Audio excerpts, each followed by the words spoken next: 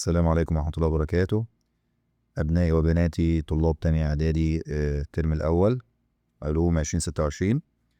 هنبدأ إن شاء الله يا ولاد النهاردة نطبق على الدرس الأول من الوحدة الأولى الخاص بحالات المادة.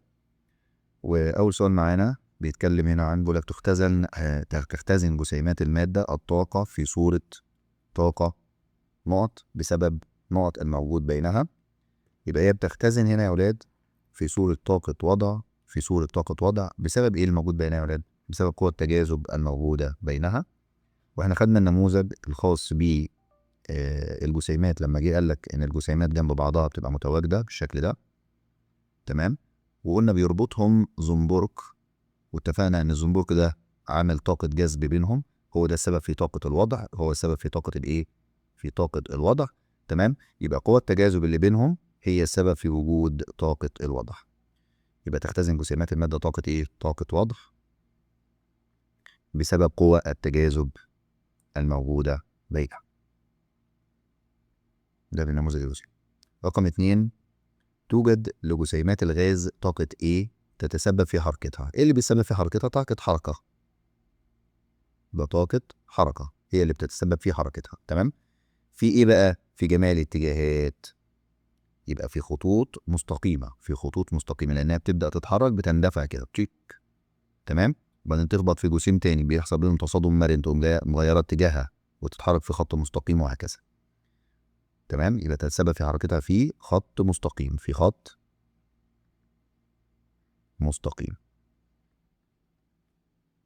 تمام يا شباب؟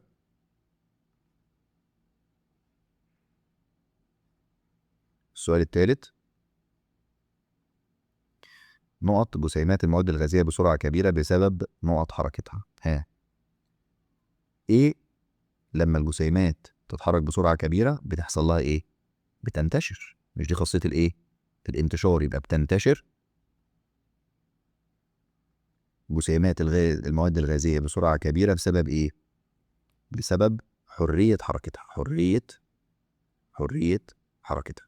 لأن جسيمات السائل بتبقى مقيدة شوية، لأن قوة التجاذب بينها صغيرة نسبيا وليست كبيرة، تمام؟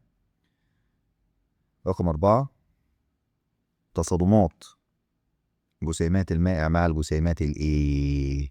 مع الجسيمات الكبيرة نسبيا الموجودة فيه تؤدي إلى حدوث حركة عشوائية تعرف باسم ايه؟ الحركة كانت نسبة إلى أحد العلماء، قلنا العالم اسمه براون، والحركة اسمها الحركة الايه؟ الحركة البراونية.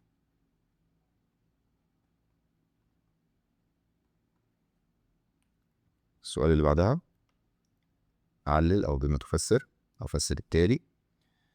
تمرر الغازات خلال مجال كهربي عالي في بعض أنظمة التكييف. أنظمة التكييف احنا خدناها في آخر الدرس، قلنا إنها بتعتمد على نظام اسمه البلازما. نظام الايه؟ البلازما.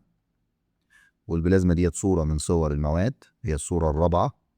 بتحصل نتيجة إن الغاز بيكون بيتعرض إلى درجات حرارة عالية أو إلى تيار كهربائي عالي.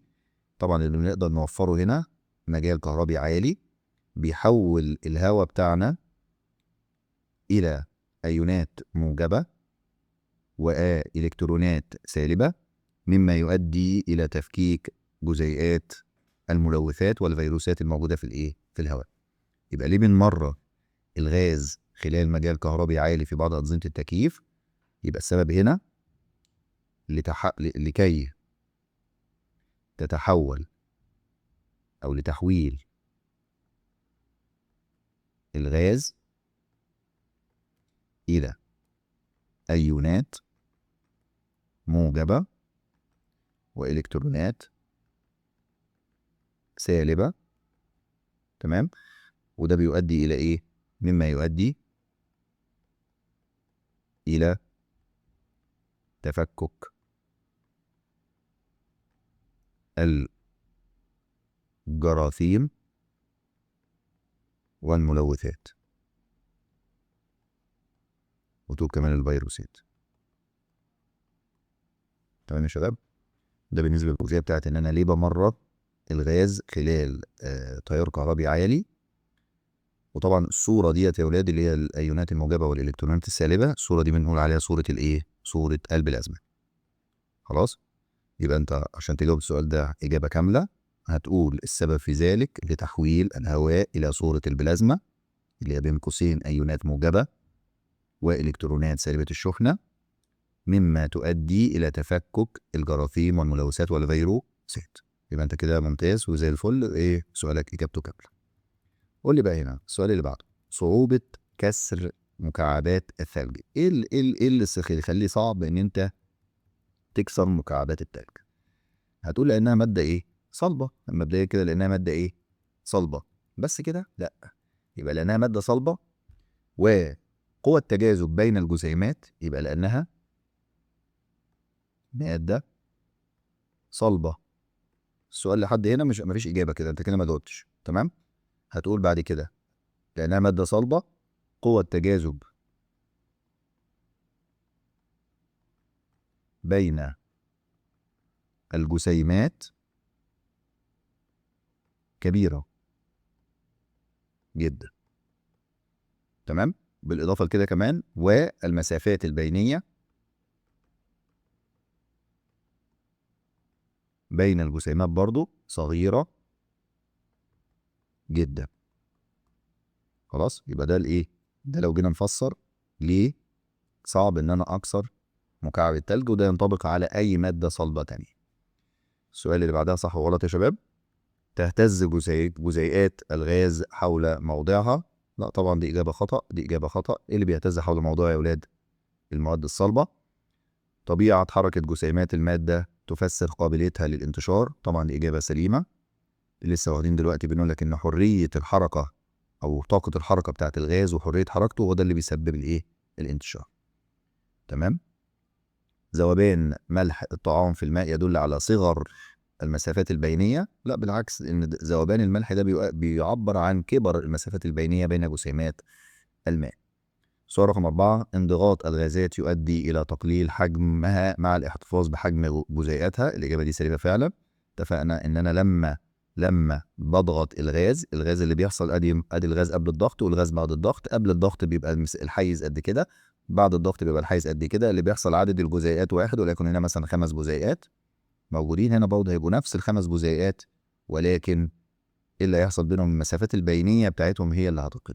المسافات البينيه هي انما حجم الجزيء وكتله الجزيء ثابته. وده هيخلينا هنا واحنا بنحل السؤال اللي بعده، نوع الماده اكس ايه؟ نوع الماده اكس طالما في حجم قل يا شباب، طالما في حجم قل، فبالتبعيه الماده هنا بتاعتنا ايه؟ غاز. التجربه بتاعتنا اللي احنا خدناها بتاعت المكبس او المحقن، قلنا ان الحجم قل في حاله واحده بس اللي هي حاله الايه؟ الحاله الغازيه. يبقى في الحاله هنا هي حاله غازيه، والنتيجة مما لاحظت أن بزيادة الضغط قل الحجم. بزيادة الضغط قل الحجم. دي النتيجة اللي أنت هتلاحظها، إن بزيادة الضغط قل الحجم. ما السبب؟ مع توضيح السبب ما تنساش، بس لو في حاجة في السؤال ما تنساش. السبب هنا يا شباب، السبب هو إن المسافات البينية تكون كبيرة بين جزيئات الغاز. بين جزيئات الغاز. الحالة الثانية ديت الحالة واي، الحجم اتغير، الحجم لم يتغير. يبقى الحالة عندنا حل من اتنين، يا إما إنها سائل أو صلب. وفي حالة سائل أو صلب هيبقى في عندنا إجابتين بس مختلفين شوية مع توضيح طبيعة حركة الجسيمات. يبقى لو هي سائل هيبقى طبيعة حركة الجسيمات إيه؟ الجسيمات تتحرك بحرية نسبية. تتحرك بإيه؟ بحرية نسبية. أما في حالة الصلب الجسيمات بتتحرك حركة اهتزازية. حركة اهتزازية حول موضعها. حول موضعها. تمام كده؟ دون أن تنتقل من مكان إلى آخر. يبقى في الحالة المادة الصلبة الحركة بتاعتها بتبقى اهتزازية. الإجابة هنا سليمة وهنا سليمة، مرة تبقى سائلة ومرة صلبة. الإجابتين مفيش فيهم مشكلة، الاتنين صح. السؤال اللي بعده بيقول لك يتشابه كل من الهواء والماء في أن كليهما، مديك 4 اختيارات. في الحالة ديت أنت بتشوف الهواء ده إيه؟ الهواء ده غاز صح؟ والماء سائل. فهتشوف مين فيهم او هما بيتطابقوا في ايه؟ يعني ده سائل وده هواء. اولا الهواء الغاز والسائل بيتطابقوا الاثنين ان هما ايه؟ مواقع. تمام كده. هما ايه بقى؟ له كتله. ما الاثنين مواد يبقى له كتله. يبقى دي بدون خلاص، دي اول اختيار معانا سليم. خلاص نشوف بقى بقيه الاختيارات. يمكن رؤيته، الهواء لا يمكن رؤيته. تمام. له شكل محدد، لا الهواء ولا الماء له بشكل محدد لانه ليست من خواص المواد الصلبه. له حجم ثابت، الماء له حجم ثابت ولكن الهواء ليس له حجم ثابت لانه غاز. تمام يا شباب؟ عشان لو اتغيرت الاختيارات فانت عارف انت بتقول ايه. اتغيرت الاختيارات فانت عارف انت بتجاوب ايه. الحاجه الثانيه بيقول لك لديك مجموعتين من المواد هما مجموعه اكس هي زيت وخشب ورخام. زيت وخشب ورخام يبقى ده سائل صلب صلب. المجموعه الثانيه اكسجين ونيتروجين وايه وهيدروجين، 3 مواد غازيه يبقى دي غازات. غازات. تمام. انما هنا بينطبق عليها حاجه سائله واثنين ايه؟ واثنين صلب. تمام. يبقى كده هو يفرق لي بين اول حاجه المجموعه اكس تشغل حيز. مجموعه هم كلهم يشغلوا حيز، دي لا تشغل حيز يبقى الاجابه دي غلط. الاجابه دي غلط لان طالما ماده كل دي مواد اصلا، كل دي مواد فبالتالي كلهم يشغلوا حيز. نيجي للسؤال اللي بعده. لها شكل محدد، لها شكل محدد. لها شكل محدد، ليس لها شكل محدد. يبقى بالنسبه هنا دي الزيت ليس له شكل محدد لانه بياخد شكل الاناء اللي هو الحاوي له، فبالتالي لا ينطبق عليه هذه الجزئيه. رقم ج بيقول لك ان لا لها حجم ثابت. طبعا الثلاثه لهم حجم ثابت لان الصلب والسائل لهم حجم ثابت، يبقى الاجابه سليمه. النقطه الثانيه ليس لها حجم ثابت، فعلا الغازات ليس لها حجم ثابت، يبقى الاختيار بتاعنا هو الاختيار رقم ج، دي اجابه سليمه. نشوف الاختيار رقم د، دي يمكن ضغطها. طبعا ده لا يمكن ضغطها فلا ينطبق عليهم الاختيار الرابع. كمل اللي بعديه. بيقول لك عند إمالة إناء يحتوي على مادتين إكس وواي. المادتين أدي إكس وواي همت. أنا مش عارف مين فيهم الصلب ومين فيهم السائل ومين لو فيهم غاز. طبعا ما فيهمش غاز هنا، ففي ممكن يبقى سائل وصلب أو ممكن يكونوا سائلين. ممكن يكون سائل كثافته أعلى وسائل تاني كثافته أقل. تمام. أعرف منين بقى؟ لما ميلت إيه اللي حصل هنا؟ حصل انسياب. ده خاصية من خواص الانسياب. يبقى حصل إيه؟ انسياب. الانسياب ده يا باشا تمام من خواص السائل والغاز. طبعا هو مش غاز، خلاص يبقى ده سائل. يبقى الاكس ده سائل. فين الاكس سائل؟ ادي الاكس سائل اهوت في الاختيارين دول. تمام كده. الاكس سائل في الاختيارين دول. نيجي بعد كده هل ده حصل له انسياب؟ يبقى الواي صلب. الواي صلب. يبقى فين الاختيار السليم يا ولادي؟ الاختيار السليم هو رقم ج. الاختيار السليم هو رقم ج. ماذا يحدث لحجم كل من الهواء والماء على الترتيب؟ ادي الهواء والميه. الهواء يقل حجمه لانه غاز، والماء لا يقل حجمه مع زياده الضغط. عند الضغط على مكبس المحن، دي التجربه اللي احنا خدناها. هو بيقول لك على الترتيب الماء الاول. الماء لا يتغير. الماء لا يتغير يبقى واحده من دول. الهواء يقل. الهواء يقل يبقى الهواء يقل يبقى الاجابه ج. الهواء يقل يبقى الاجابه ج. يقل الحجم لان زياده الضغط بتؤدي الى قله الحجم. السؤال اللي بعده. من المخطط انسب لكل من ال WXYZ ما يناسبه فيما يلي. المادة هل لها كتلة؟ لو هي لها كتلة هل لها كتلة؟ لا. مين اللي ملوش كتلة يا شباب من المواد ديت او من الحاجات ديت؟ الضوء. طبعا الضوء ليس له كتلة لان قلنا الضوء ليس مادة انما هو موجات كهرومغناطيسية، صورة من صور الطاقة. الحرارة نفس الكلام. الحرارة صورة من صور الطاقة، موجات لا يمكن قياس كتلتها وملهاش كتلة وملهاش ولا تشغل حيز من الفراغ، فبالتالي لا ينطبق عليها خواص المادة. المادة لها كتلة. نعم. هل يمكن انضغاطها؟ هل يمكن انضغاطها؟ مين اللي يمكن انضغاطه؟ اللي هو الغازات. يبقى الهواء يمكن انضغاطه. مين تاني يمكن انضغاطه؟ فيه غاز تاني هنا ثاني اكسيد الكربون اللي هو CO2. ماشي. هل لها شكل محدد؟ هل لها شكل محدد؟ اللي ليه شكل محدد المادة الصلبة. مين اللي شكل؟ الحديد. الحديد ليس لها شكل محدد، هيبقى حاجات ممكن سائل او غاز. سائل او غاز. هيبقى العصير. العصير لانه سائل. في سائل تاني معانا؟ ما فيش اي سائل تاني. تمام. حته بقى ليس له شكل محدد ممكن نضيف عليهم على فكره يا جماعه الهواء والCO2 لو ينفع التكرار. يعني لو في السؤال ينفع التكرار خلاص، اما لو كل واحده بتختار مره واحده فيبقى مش هنضيف الهواء والايه والميه. بس خليك ما تذكرهمش. احنا خلاص طالما اخترناهم مره فخلاص مش هنختارهم تاني خلاص. بس برضه تبقى عارف ان الاثنين برضه ليس لهم ليس لهم شكل محدد، بس انا اوريدي اصلا اخترتهم هنا في الاول ان هي في خاصيه الانضغاط، ان ينطبق عليهم خاصيه الانضغاط. الشكل اللي قدامك نبص كده على الشكل يا شباب. الجسيمات المرصوصة رصة منتظمة ديت وبتتحرك حركة اهتزازية في مكانها، الرصة ديت مادة صلبة على طول. تمام. هنا ايه رأيك؟ هنا يا ولاد ايه دي مادة ايه؟ مادة سائلة. مادة سائلة. من قبل ما احل كده انا مش عارف هو عايز مني ايه، بس بشوفه عايز ايه. اي من الشكلين يمثل مائعا، يبقى الشكل واحد. وما حالته؟ سائل. تمام. قارن بين حالة المادة الموضحة في شكل من حيث قوة التجاذب بين الجسيمات. ها. قوة التجاذب بين ضعيفة نسبيا. ضعيفة نسبيا. خلي بالك دايما نذكر كلمة نسبيا لأنه بالمقارنة مع حاجة تانية. وهنا قوية نسبيا. قوية نسبيا. نيجي بعد كده حركة الجسيمات. حركة الجسيمات هنا ايه؟ تتحرك بحرية نسبية. حرية ايه؟ نسبية. أما هنا حركة اهتزازية. تمام. حول موضعها. تمام. دون الانتقال. دون الانتقال من موضع إلى آخر. مهم أوي إنك تبقى عارف إنها اهتزازية حول موضعها دون الانتقال من موضع إلى آخر. ده خاص بالمادة الإيه؟ المادة الصلبة. أنا هنا بس هنا يا أولاد معلش في هنا خطأ بسيط نصلحه. هي مش قوية نسبيا، هي قوية جدا. النسبية بس بتتذكر فين؟ بتتذكر في حالة المواد السائلة. يبقى دي قوية جدا، ما ننساش بس يا شباب، دي قوية جدا أدى إلى حركة اهتزازية حول موضعها ودون انتقال من مكان إلى آخر. نكمل أسئلة كتاب الامتحان. هنا اكتب ما تعبر عنه المادة. تكتب المصطلح العلمي يعني ايه اللي كل ما يشغل كل ما له كتلة ويشغل حيز من الفراغ. ده تعريف الايه يا شباب؟ حاجة بتنطبق عليها النقطتين اللي هي الكتلة وانه بياخد حيز. ده تعريف الايه؟ المادة. المواد لها قدرة على الانسياب وتأخذ شكل الإناء الحاوي لها. ديت المواقع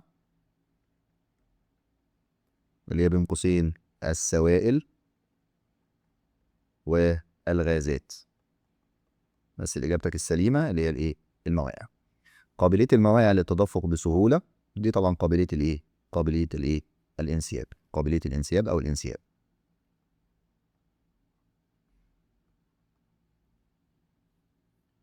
النقطة الثانية إمكانية تقليل حجم الغازات عند زيادة الضغط الواقع عليها.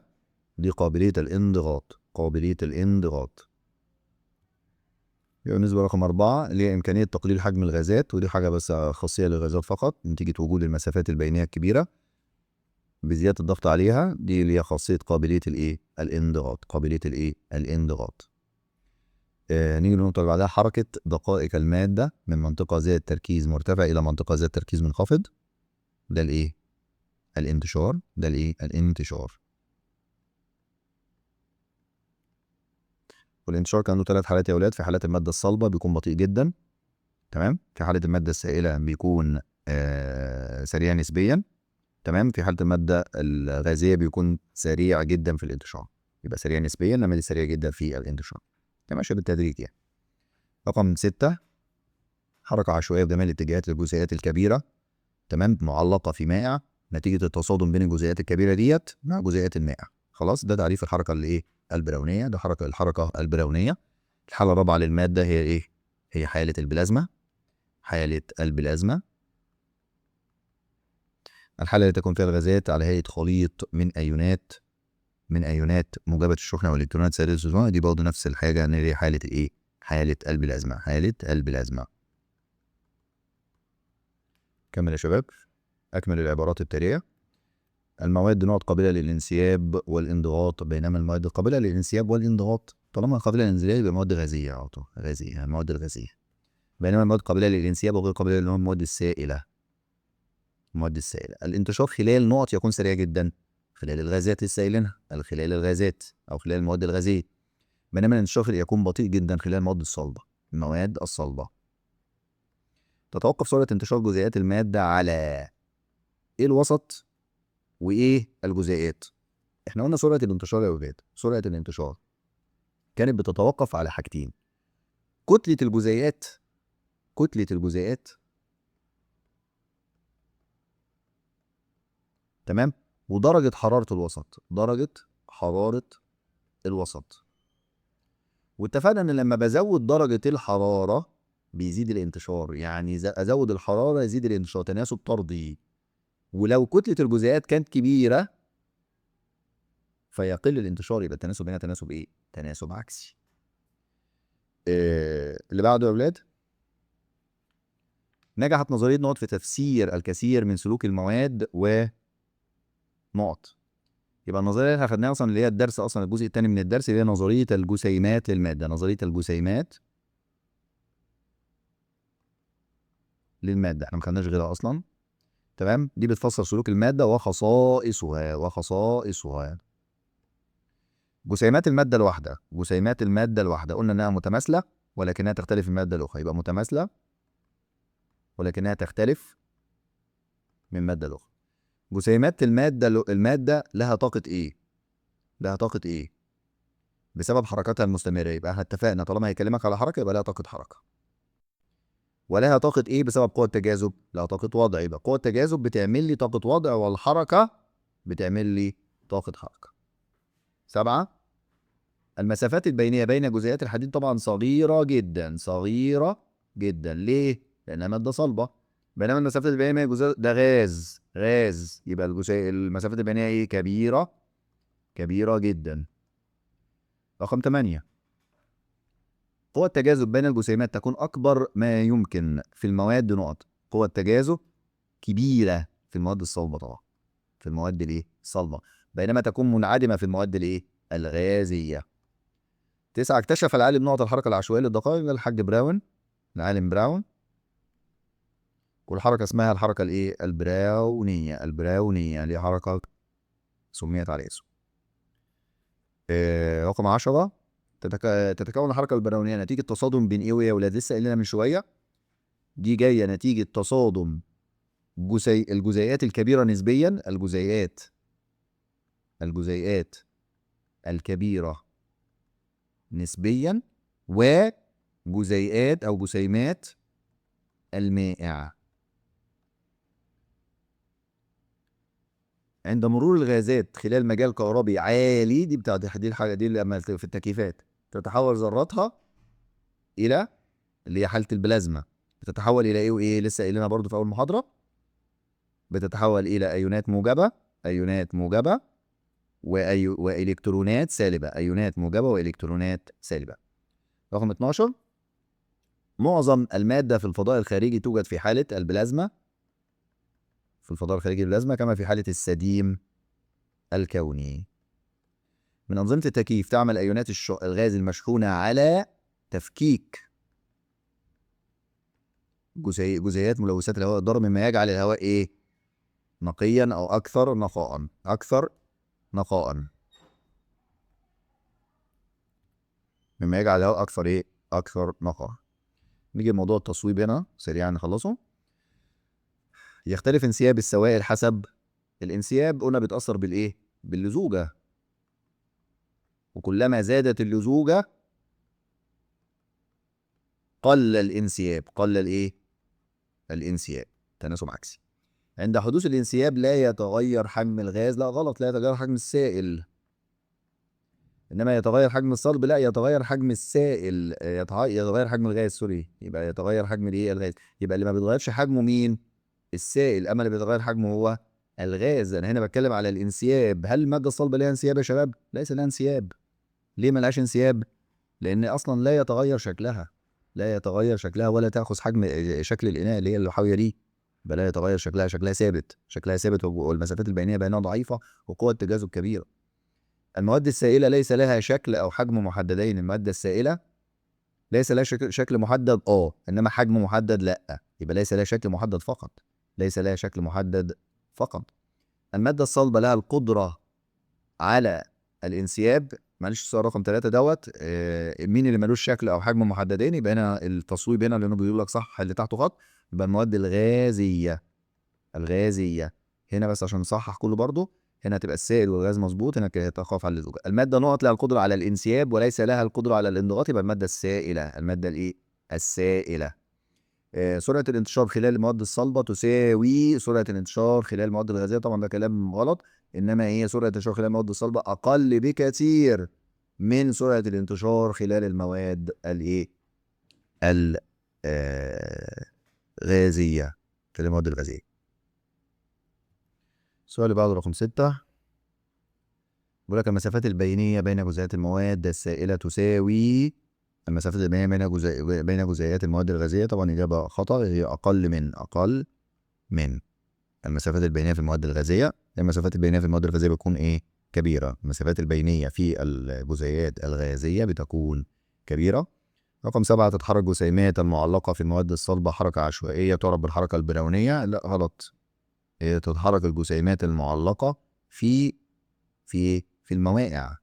في المواقع الجسيمات هي اللي ممكن تكون مواد صلبه صغيره زي حبوب اللقاح زي ما اتفقنا، بتتحرك حركه عشوائيه نتيجه اصطدام الجسيمات الكبيره في جسيمات المائع، وهذه الحركه تعرف بالحركه البراونيه.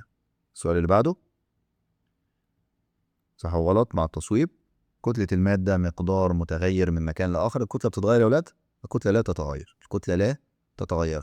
تمام، يبقى كتلة المادة مقدار ثابت لا يتغير من مكان إلى آخر، مقدار ثابت لا يتغير. تسمى المواد الصلبة والسائلة بالمواقع. طبعا إجابة خطأ. المواد السائلة والغازية تسمى بالمواقع. يتغير شكل المائع حسب شكل المسار الذي يتحرك فيه؟ لا، على حسب شكل الإناء الذي يتحرك فيه. قابلية المواقع للانسياب تزداد بزيادة اللزوجة، لسه قايلينها. قابلية المائع للانسياب تقل بزيادة اللزوجة. تزداد سرعة الانتشار بارتفاع درجة حرارة الوسط، لسه قايلينها برضه، دي إجابة سليمة. درجة الحرارة بتؤدي إلى زيادة الانتشار.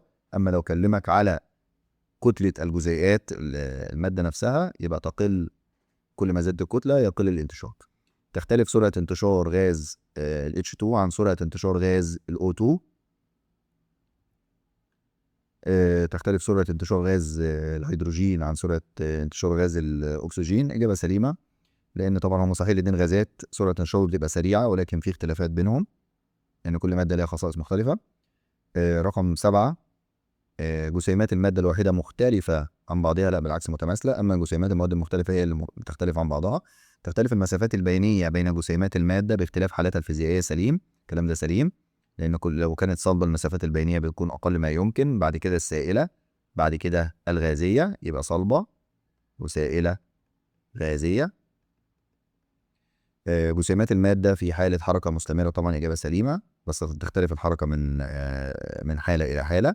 قوة التجاذب بين جسيمات المواد الصلبة تكاد تكون منعدمة. قوة التجاذب بين جسيمات طبعا غلط، طبعا دي قوة التجاذب بتكون أكبر ما يمكن، أكبر ما يمكن.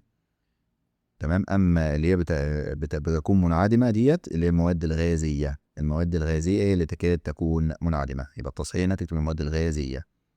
النقطة اللي بعدها قوة التجاذب بين جزيئات الماء ضعيفة، بينما بين جزيئات الهواء تكون أقل ما يمكن. إجابة سليمة، يبقى في حالات السائل بنقول ضعيفة، وفي حالات الغازات بنقول أقل ما يمكن. حركة جسيمات المواد الغازية محدودة. حركة جسيمات المواد الغازية محدودة. الإجابة هنا إيه؟ غلط. إنما مين اللي حركتها محدودة؟ المواد الصلبة. المواد الصلبة محدودة. تمام. 13 تعتبر المسافات البينية في حالة السوائل وسط بين الجوامد والغازات. وسط بين الجوامد والغازات، طبعا دي إجابة سليمة لسه قايلينها. المواد المكونة للشمس والنجوم توجد في الحالة الغازية؟ لا، احنا قلنا انها توجد في حالة الايه؟ البلازما. في حالة الايه؟ البلازما، يبقى الإجابة هنا ايه؟ خطأ. حالة المادة، قول لي بقى كده كل مما يلي مادة ما عدا. طبعا الموسيقى.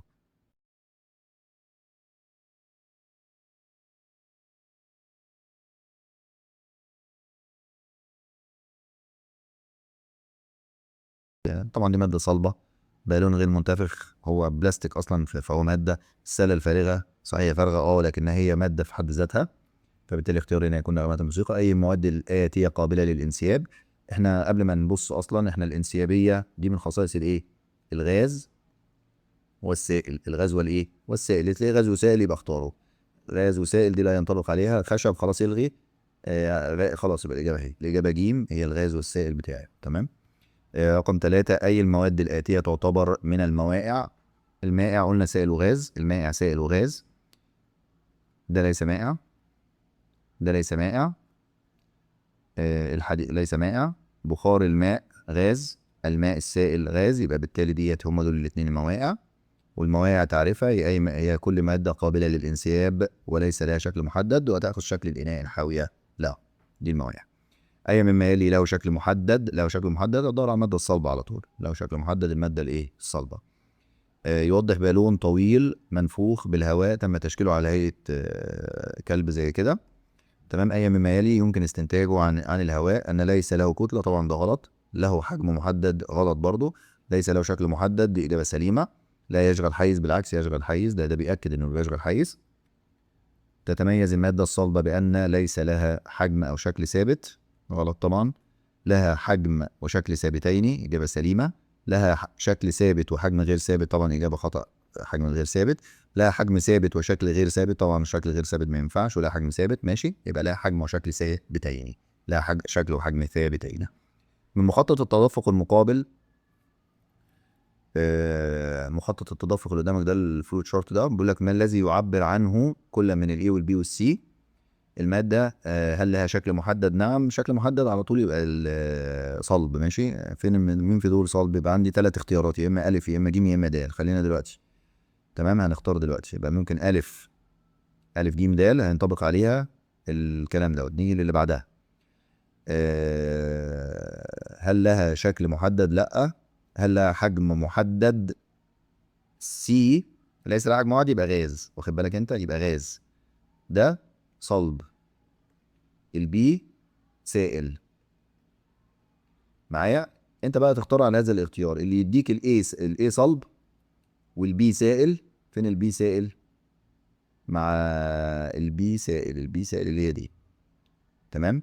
يبقى ده صلب سائل، والاكيد هيبقى الاخير غاز، يبقى الاجابه السليمه هي الجيم. نعيدها تاني.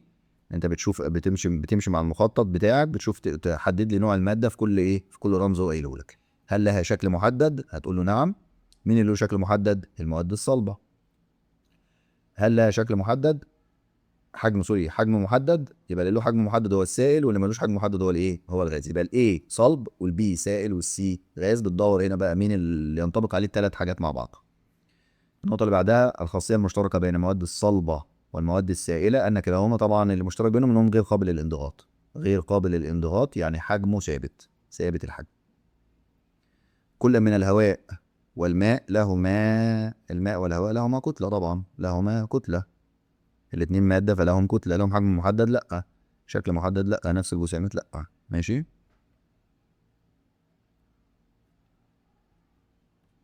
انضغاط الماده يعني تحولها من حاله الى اخرى؟ لا.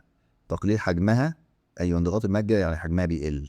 تغيير كتلتها، تغيير حجم جزيئاتها؟ لا، تغيير حجم الجزيئات ما بيحصلش يا ولاد، هي تغيير حجمها هي نفسه. زي ما اتفقنا ان انا حجم الجزيئات او كتلتها ما بيتغيرش. تمام يا شباب. احنا هنوقف لكده، وبقيه الاسئله يا شباب انا محتاج منكم ان انتوا تبداوا تحلوا فيها. اي حد هيواجهه مشكله في سؤال يكتب لي بس في الكومنتس ان هو محتاج شرح الاسئله ديت، وممكن اعمل محاضره تانية اجمع بعض الاسئله واشرحها لكم برضه، يعني الاسئله اللي ممكن متوقفه عند زمايلكم. تمام. يبعتها لي. واي سؤال في اي جزئيه حتى مش في الاسئله يبعت لي، وان شاء الله ممكن نعمل محاضره صغيره كده نجمع فيها الاسئله اللي محتاجينها. هحتاج منكم تعملوا لايك، هحتاج منكم تعملوا سبسكرايب في الصفحه بس بحيث انها تكبر، يعني بحيث انها تظهر في السيرش لزمايلكم. وان شاء الله اشوفكم المحاضره الجايه. هنبدا الوحده الثانيه بامر الله. في امان الله يا شباب، مع السلامه.